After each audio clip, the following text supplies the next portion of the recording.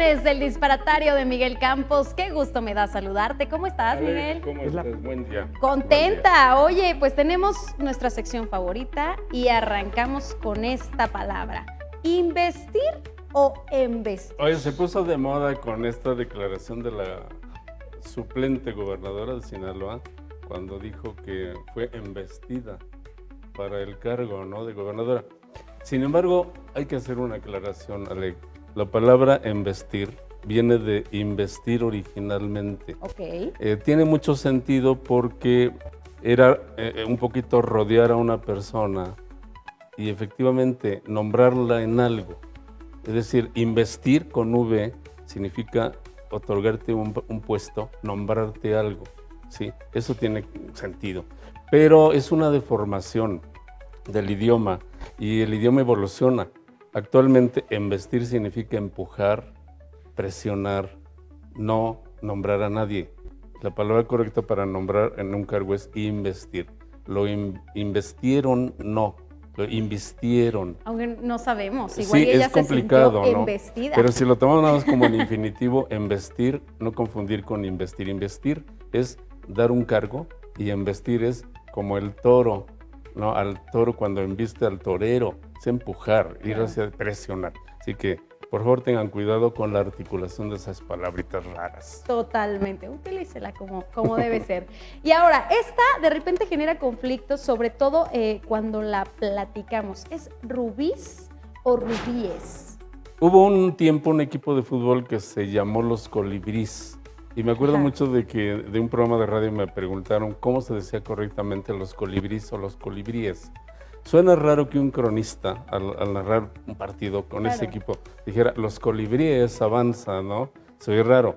En realidad la academia avala ambas formas, en plural, colibrís o colibríes. Pero a la colibríes la considera académica, culta, la otra coloquial. Lo mismo pasa con rubís, coloquial y rubíes. Es una cuestión de uso, se van aceptando ambas palabras. Pero ojo, hay una palabra muy curiosa que es bisturí, un objeto médico para hacer cortes, y el plural de bisturí es bisturís. Jamás he escuchado a un médico que diga, tráiganme los bisturíes, por favor. Casi siempre es bisturís. Entonces, son de esas palabras rubí, colibrí, bisturí, que juegan un poco entre el uso y lo académico. Ambas valen. Hay que saber en qué contexto. Si vas a escribir un artículo sobre ornitología, ¿la sabes? Bueno, usa colibríes. Pero si es coloquial, ahí en el jardín hay colibrís, no se vale también.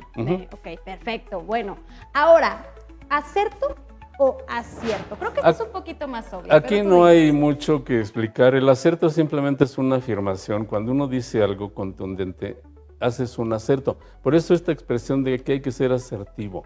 La gente cuando dice no puedo, no quiero, dicen que es muy negativa. Asertivo es sí puedo, sí quiero, ¿no? Es decir, afirmando siempre, usando la afirmación.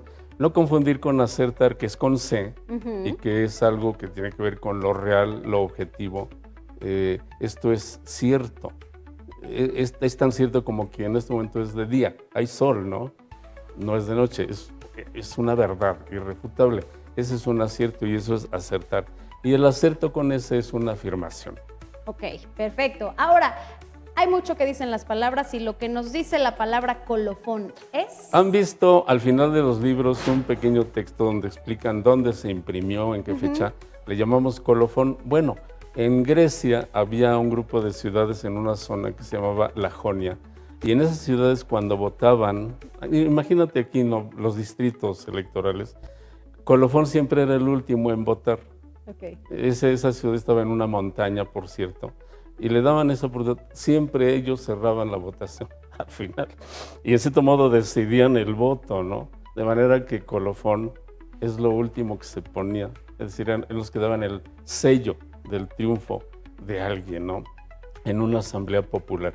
Por eso a los libros les ponemos ese texto pequeñito y se quedó ese nombre de colofón. Es lo último que trae el libro. Lo último que trae el libro, sí, sí. Me encanta. Y aquí siempre tenemos una expresión de esas que usamos todos los días. En esta ocasión, andarse por las ramas, para que no se aunque no es una expresión muy ecológica, porque tiene que ver con la cinegética de la cacería. Se trata de que hace mucho tiempo, cuando la cacería se consideraba un deporte muy activo o simplemente iban a cazar animales para comer, los animales se fugaban y muchos, como los zorros, por ejemplo, que pueden trepar, se trepaban a los árboles, entre las ramas. Los cazadores, en lugar de seguir a los otros zorros por los caminos, los buscaban entre las ramas mientras los otros escapaban, ¿no? De manera que cuando uno dice que andas por las ramas, andas donde no debes. También se dice ir al grano, ¿no? En vez de ir buscar en la paja, vamos al grano directo. Entonces no te andes por las ramas, sino por el camino correcto para que encuentres tu objetivo. De ahí viene la expresión de la cacería, lamentablemente. Pues Miguel, tú y yo no nos andamos por las ramas, nosotros ya nos pusimos al tanto en este disparatario que nos encanta recibirte todos los viernes. Alec. Muchísimas y si me permite rapidito, mis redes, Miguel Campos R15 en X, Miguel Campos R15, y en TikTok, que también está muy activa, Jomi Alcara. Ahí me encuentran con ese seudónimo. Perfecto, pues ahí te vamos a buscar. Usted también siga en redes sociales a Miguel Campos Ramos. Muchísimas gracias por acompañarnos y te vemos el próximo viernes. Por supuesto, buen día a todos.